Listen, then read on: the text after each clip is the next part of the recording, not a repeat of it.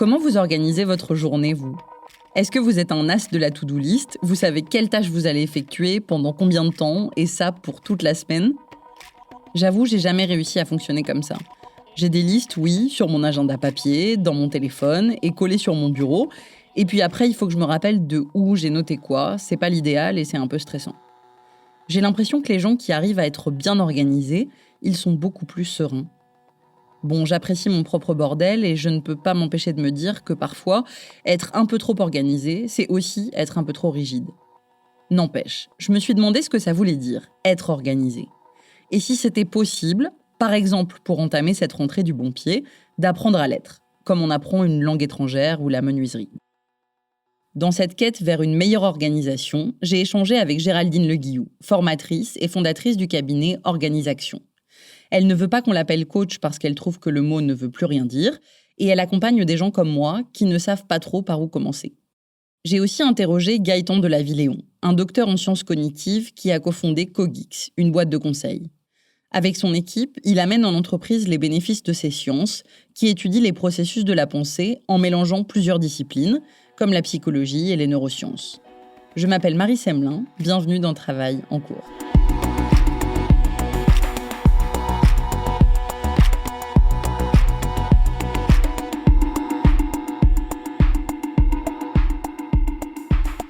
Il faut dire avant de commencer que cette distinction binaire entre être organisé c'est super et être bordélique c'est mal, ça m'ennuyait un peu. Moi j'ai dans la tête ces magnifiques cabinets de curiosité où les livres se mélangent à des herbiers, à une belle pierre qui pour nous veut dire quelque chose, où nos papiers se mêlent à des cartes postales. Et je trouve ça beaucoup moins angoissant qu'un bureau style scandinave où la seule chose qui dépasse c'est éventuellement un pied de table mal raboté. Donc au départ, Géraldine Le Guillou m'a rassurée. Être bordélique, ça n'est pas mal. Ouf, parce que je commençais à avoir un doute avec la légère obsession que notre société semble avoir pour la bonne organisation. Il n'y a pas de bonne ou de mauvaise organisation en soi. C'est qu'est-ce qu'on a envie de faire de nos 24 heures de temps et à quoi on a envie de les employer. Maintenant, quelqu'un qui a un fonctionnement qui est plutôt bordélique ou plutôt à vivre sans noter les choses, sans déterminer des objectifs, il y a pas de problème à ça. L'important, c'est que ça convienne à son mode de fonctionnement et à la manière dont il a envie de vivre sa vie. Ça veut dire que si on passe son temps à chercher son agrafeuse, à faire 18 trucs en même temps et que c'est un peu le bazar mais que ça nous dérange pas, eh ben c'est très bien aussi. Et même si on choisit de s'organiser mieux, explique Géraldine Le Guillou, ça n'est pas forcément pour devenir une machine de productivité. Elle, par exemple, elle se définit comme une feignante efficace. Une personne qui veut avoir le temps de faire autre chose que bosser et qui s'organise pour que ce soit le cas. J'avoue que je trouve l'expression assez séduisante. Moi, j'aime bien le terme de feignant efficace parce que être feignant efficace, c'est aussi se permettre d'avoir énormément de temps pour ne rien faire, tout en ayant accompli l'ensemble des tâches que l'on a à faire, notamment quand on est professionnel ou quand on est entrepreneur ou quand on est parent ou quand on a une vie qui est occupée.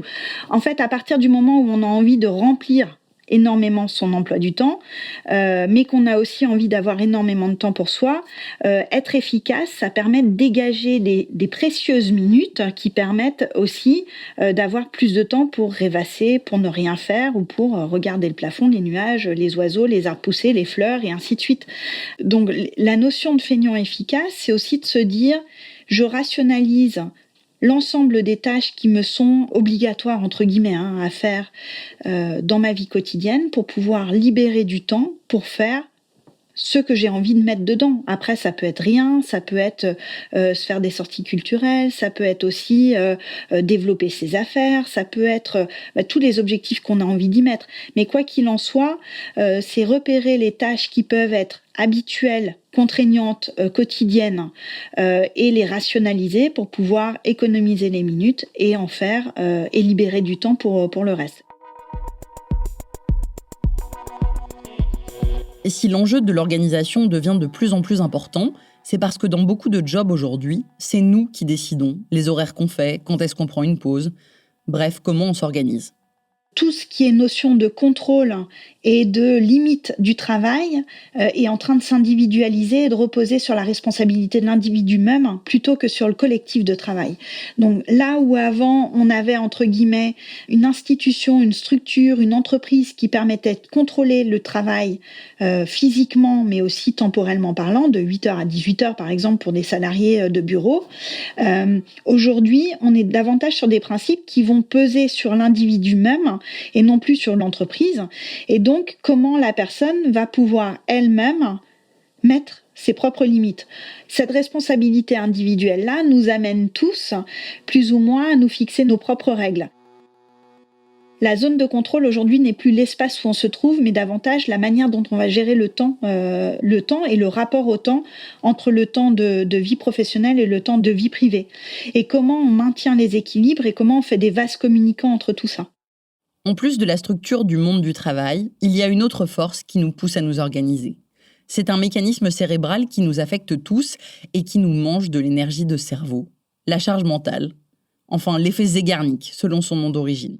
L'effet Zeigarnik, il a été mis en avant dans les années 20 par une psychologue, donc Bluma Zeigarnik, qui était une psychologue russe qui a travaillé avec Kurt Lewin, qui était lui psychologue américain spécialisé dans toutes les notions de psychosociaux et de recherche-action.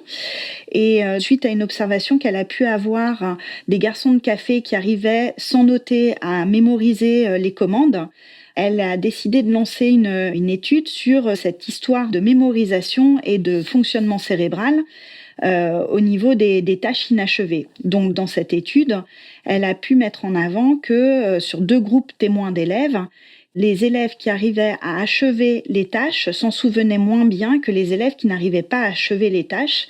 Et donc, elle a pu prouver que le cerveau garde en mémoire de manière 2 fois plus forte les tâches inachevées que les tâches qui sont clôturées et finies. Donc, la morale de cette recherche, c'est vraiment de se dire qu'on garde en mémoire 2 fois plus les tâches que l'on n'a pas finies, d'où l'intérêt dans l'organisation de pouvoir finaliser les tâches pour pouvoir se libérer de l'espace de réflexion et de l'espace cérébral. Si on reprend l'effet Zeigarnik, plus on arrive à achever les tâches, moins le cerveau les imprime comme quelque chose d'inachevé et tourne en boucle sur cette idée de devoir finir cette tâche. Donc plus on arrive à les boucler, plus on arrive à les passer en fond et elles ne sont plus là à nous embêter ou à bloquer de la bande passante en fait. Ça explique que quand on fait du multitasking, on peut avoir l'impression de ne jamais décrocher, d'avoir cette liste de choses à faire qui gratouille notre cerveau en permanence. Pour Gaëtan de la Villéon, chercheur en sciences cognitives, il y a aussi une autre raison de vouloir s'organiser. Notre cerveau, tel qu'il fonctionne aujourd'hui, après des millions d'années d'évolution du genre humain, n'est pas adapté à ce que lui demande le monde du travail, plus généralement à notre mode de vie. Alors d'un côté, on trouve un organe qui est assez fantastique, extrêmement complexe, doué de capacités assez extraordinaires, mais ça, tout le monde en a bien conscience aujourd'hui, mais il a aussi un certain nombre de limites. Pour vous donner un exemple, on a comme première capacité de stockage dans notre cerveau ce qu'on appelle la mémoire de travail. C'est comme une petite cuve à l'entrée du cerveau dans laquelle les informations vont entrer consciemment, puis être traitées par notre cerveau pour nous permettre de réagir et de nous adapter à cet environnement. Mais cette mémoire de travail, elle est limitée à 7 à 9 informations en même temps. Quand je dis en même temps, c'est sur l'ordre de quelques secondes. Au-delà, elle ne peut pas traiter de nouvelles informations entrantes. Si on prend ce chiffre de 7 à 9 et qu'on se met maintenant dans des conditions de travail, admettons ce qu'on a beaucoup vécu pendant le télétravail, la réunion en visio, avec en plus sa boîte mail ouverte, son téléphone portable, potentiellement les enfants, le conjoint, la conjointe, les colocataires qui sont dans le même endroit, très vite on arrive à plus de 9 informations en même temps. Et là on va basculer malheureusement dans un état de surcharge mentale. C'est un des exemples justement des écarts entre les environnements dans lesquels on se trouve, les organisations qu'on utilise et les limites de notre cerveau. La première des choses, je pense, c'est de prendre conscience de toutes ces limites. C'est-à-dire d'intégrer vraiment dans ces modes de travail le fait que notre cerveau n'est pas comme un ordinateur. Il ne peut pas fonctionner toute la journée en continu en traitant de la même manière une quantité croissante d'informations. Donc, il faut réussir à adapter son organisation du travail, de manière à les préserver. Quand on réussit à s'organiser, non seulement on préserve son cerveau, mais on nourrit aussi son estime de soi. Sur la confiance en soi, c'est très important de pouvoir avoir de la satisfaction à la fin de la journée aussi et de se dire aujourd'hui, j'ai fait ça et ça, c'est bien pour le projet que je menais. Donc, quand on parle des risques psychosociaux et des burn-out, à un moment donné, c'est qu'on en arrive à en avoir tellement par-dessus la tête et à ne plus savoir par quel bout prendre les choses que, effectivement, c'est une forme de cercle vicieux. On arrive dans quelque chose où, parce qu'on n'est pas en capacité de gérer la charge de travail, eh ben, on la gère de moins en moins bien. Si on la gère de moins en moins bien, on va arriver à avoir de plus en plus de travail à faire et de moins en moins de confiance pour le faire et on passe dans un cercle vicieux qui va nous entraîner vers le bas. Reprendre le contrôle d'une certaine manière peut nous amener à aussi du coup avoir une meilleure estime de soi et reprendre étape par étape les points qui vont nous permettre de dire ok, c'est faire et du coup effectivement, la gestion des tâches va pouvoir influencer notre état émotionnel et notre état émotionnel va pouvoir influencer notre gestion des tâches. Pour Gaëtan de la Villéon, tenir compte de son état émotionnel, c'est une clé de l'organisation. Ça permet de jauger à quel point une tâche va nous demander de l'effort et donc de comprendre pourquoi parfois on est d'une efficacité redoutable et parfois non. Tous ces apprentissages et sciences cognitives, ils permettent de se déculpabiliser d'un certain nombre de choses. Le fait de savoir qu'effectivement, on a une fatigue plus grande en fin de journée et qu'on va prendre des décisions qui sont beaucoup moins rationnelles en fin de journée. Le fait que la faim va jouer sur nos prises de décision. Le fait de savoir que notre motivation impacte également tout ça. Le fait de savoir qu'on a une attention qui est limitée et que de la même manière qu'il ne faut pas téléphoner au volant, sans quoi on risque d'avoir un accident parce qu'on ne peut pas être attentif à deux choses en même temps, ça peut être transposé dans l'open space et donc de travailler dans un environnement dans lequel j'ai des personnes qui passent autour de moi toute la journée, ça a un coût pour moi. Et tout ça, ça va permettre de déculpabiliser finalement et de se dire, en fait, les moments où j'y arrive pas, c'est pas forcément que j'ai pas les capacités. C'est que je suis dans un environnement et dans une organisation et que j'ai un état interne, mais que c'est passable, que ça passe avec le temps, que c'est transitoire. Et donc que je peux finalement réussir à améliorer petit à petit mon organisation pour y arriver. Je pense que la première chose, c'est d'adapter ses modes de travail à son état interne. C'est-à-dire faire ce qu'on appelle de la métacognition, penser sur ses propres pensées et essayer à un rythme le plus régulier et fréquent possible de se poser la question, de se dire finalement dans quel état je suis aujourd'hui, dans quel état je suis à cet instant précis, est-ce que je suis fatigué, est-ce que je suis stressé, est-ce que je suis motivé par la tâche que je fais, quelles sont les capacités dont je dispose pour cette tâche, est-ce que c'est une tâche nouvelle ou est-ce qu'au contraire je suis suffisamment expert, et quel est l'environnement dans lequel je la réalise. Et avec ces trois éléments-là, donc mon état interne, mes capacités et l'environnement dans lequel j'évolue, je vais pouvoir finalement identifier le nombre d'efforts, la quantité d'efforts et de ressources dont je dispose pour faire une tâche. Et à partir de là, je vais pouvoir me dire, cette tâche finalement elle est très coûteuse, il est donc normal que je fatigue plus vite, je vais donc couper toutes mes sollicitations, me dédier uniquement à celle-là et prendre des temps de pause plus fréquents. L'important, en fait, c'est de se connaître et de ne pas forcément prendre tous les conseils au pied de la lettre.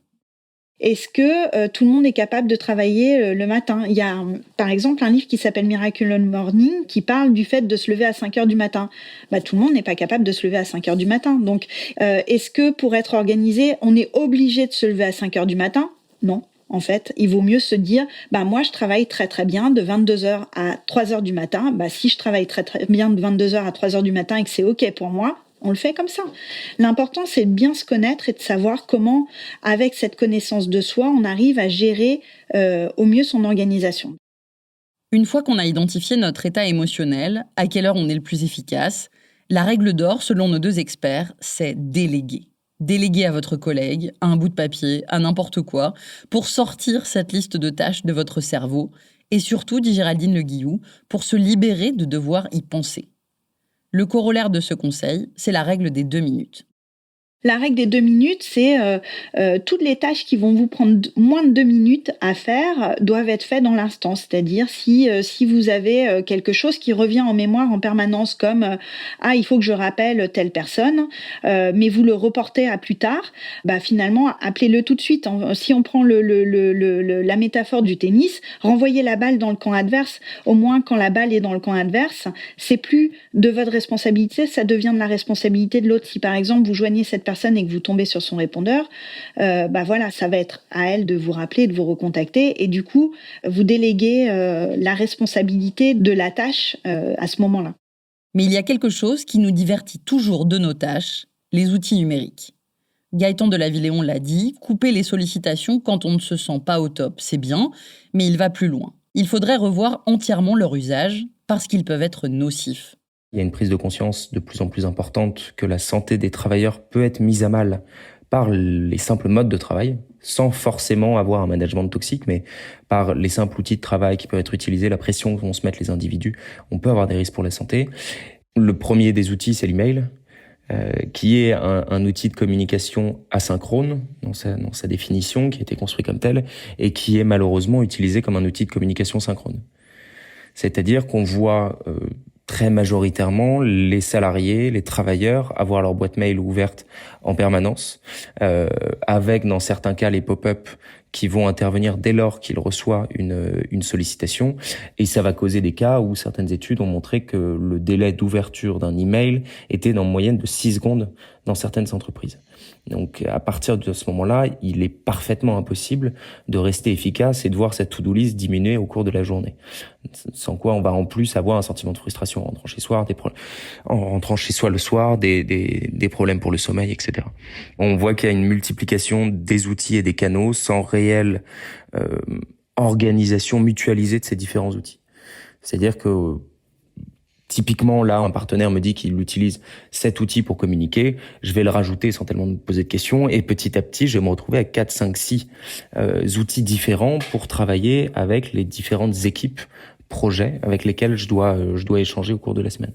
Et donc, il faut à un moment se poser la question de l'usage qui doit être attribué à chacun de ces outils. Le risque, c'est justement de trop se disperser. Et donc, à un instant T, de ne plus savoir quel outil utiliser, où aller chercher telle information, etc. Il faut à un moment les mettre tous à plat sur la table et se dire à quel moment je vais utiliser Skype avec mes collègues, à quel moment je vais utiliser WhatsApp, à quel moment je vais utiliser Trello, à quel moment je vais utiliser le mail. Sans quoi, on va se retrouver avec des transferts d'informations au travers de chacun de ces canaux. Et donc, il va y avoir de la perte et il va y avoir des sollicitations en permanence qui vont pousser au multitasking. Il faut en supprimer s'ils sont inutiles, ou alors il faut dédier des usages à certains canaux. C'est-à-dire que les outils de communication, les chats, par exemple, doivent être dédiés à la communication synchrone, à des conversations qui vont se faire à plusieurs, qui pourraient être faites dans une salle, mais qui vont se faire à plusieurs.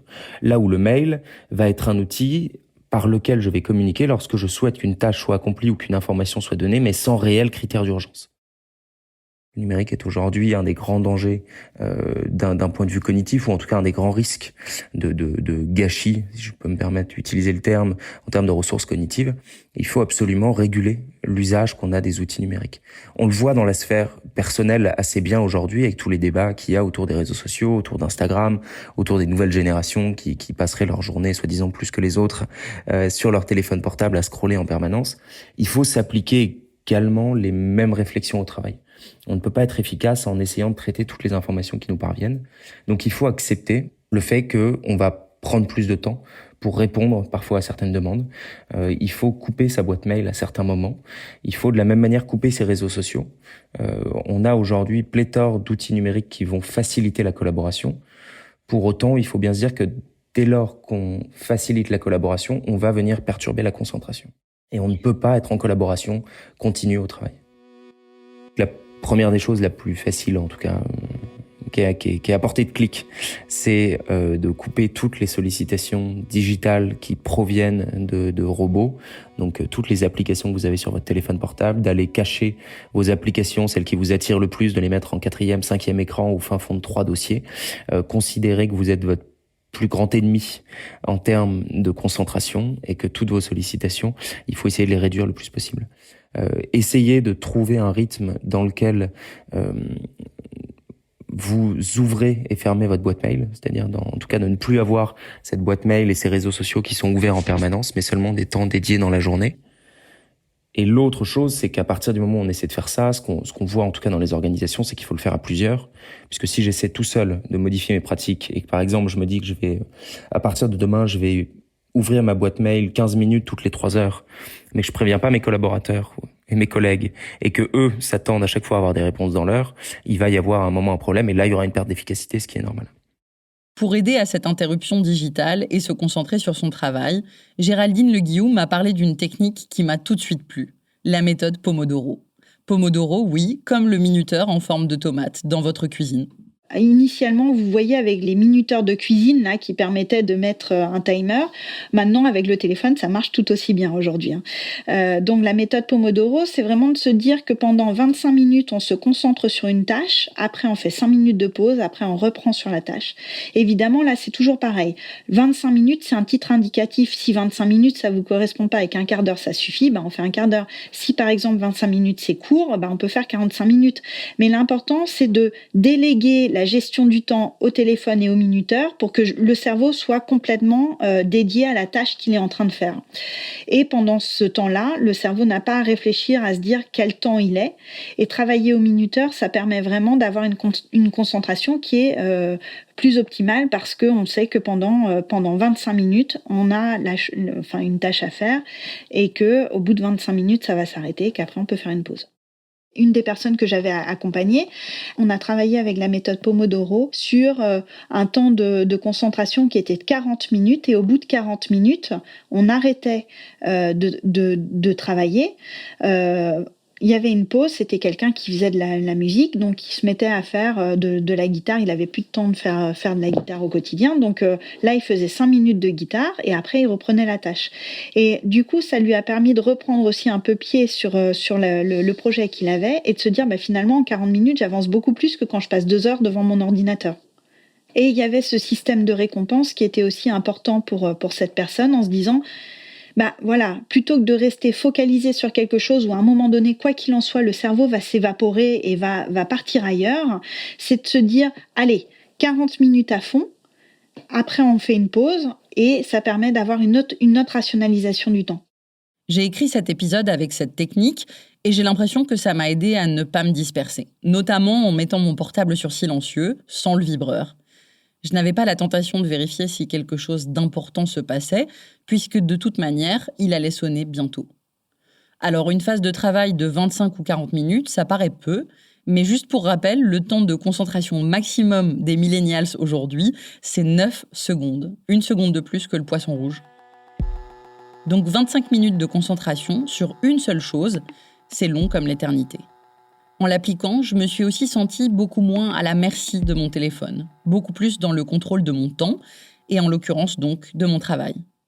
Répondre à son téléphone quand le téléphone sonne, c'est, entre guillemets, et encore une fois, c'est à prendre avec des pincettes, ce que je suis en train de dire, et c'est à contextualiser, mais c'est subir l'entrant.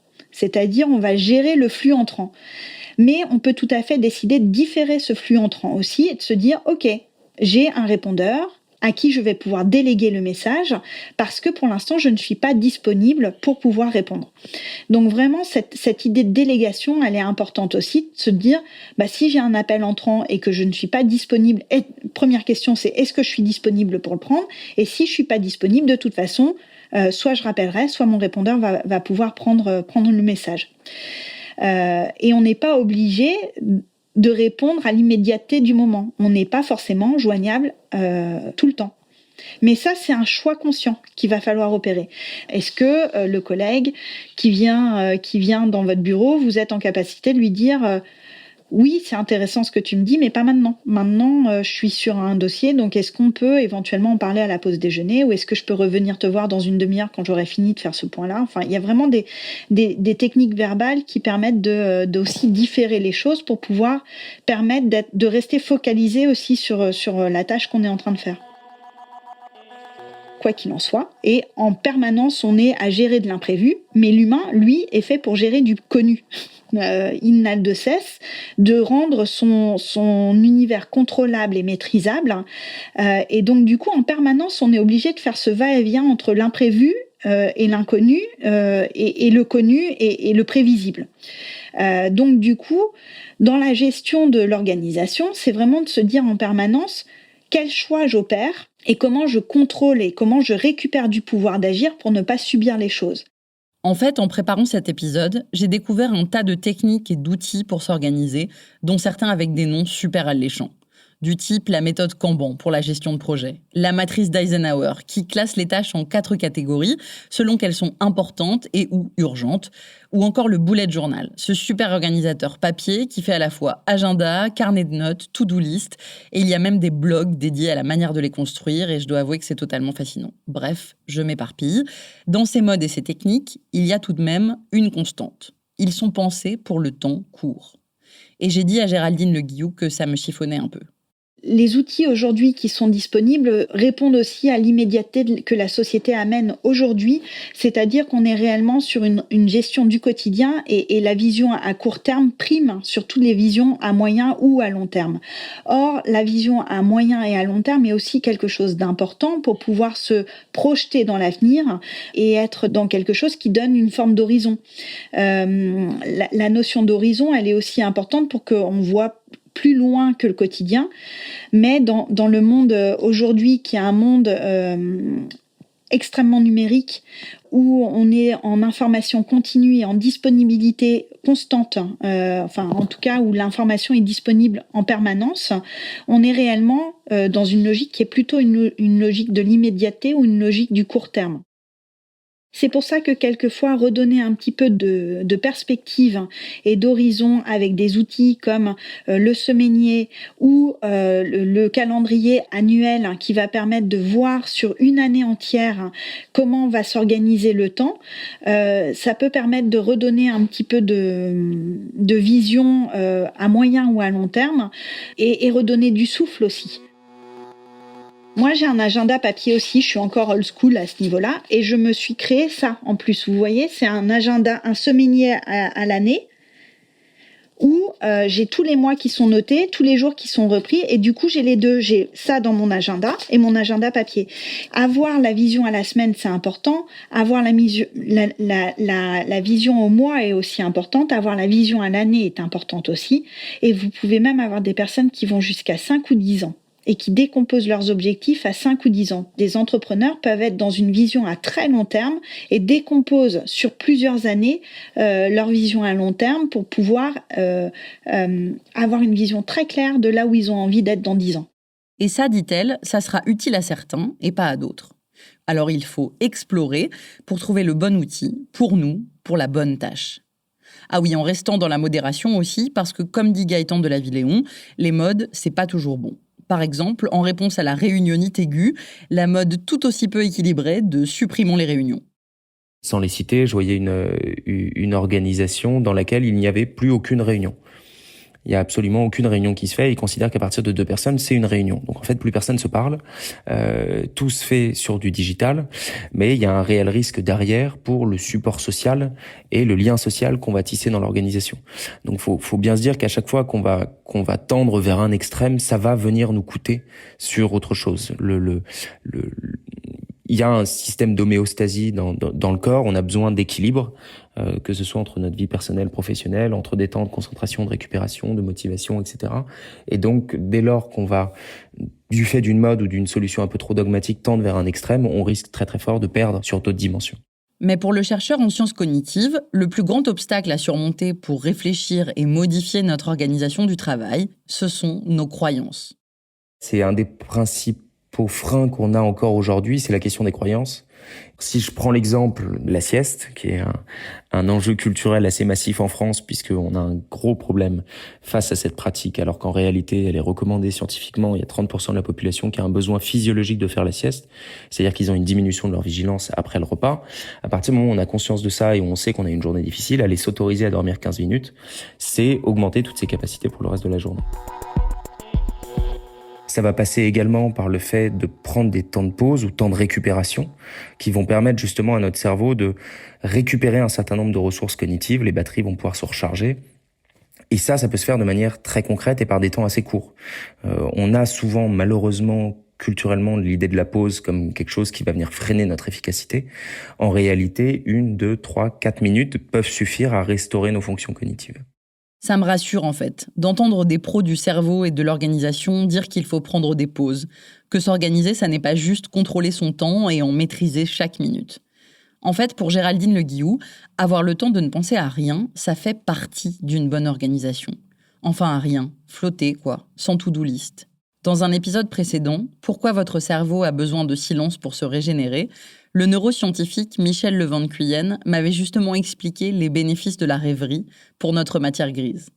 Ce qui est important, c'est que il ne faut pas forcément s'attacher à tout ce qui est à faire tout le temps. Il y a aussi tout ce qui est conceptualisation et tout ce qui est rêverie et créativité. Donc du coup, le temps d'action va être un temps qui va être à peu près à 50%, mais tout le reste, c'est un temps de conception qu'il faut absolument jamais oublier.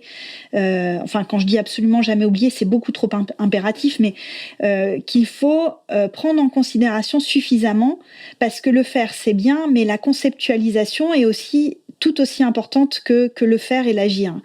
Et le temps de rien, c'est aussi un temps qui permet de faire des connexions neuronales que nous, on ne fait pas forcément quand on est dans vraiment focus sur quelque chose.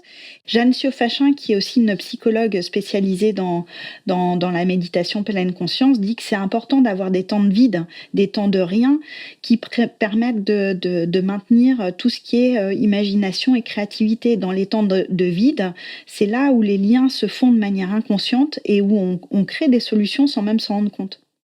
Donc je suis rassurée. Même en s'organisant, enfin plutôt grâce à l'organisation, il y a de la place pour la rêverie. Et on peut laisser notre merveilleux cerveau trouver des solutions tout seul, sans qu'on ait besoin de le guider.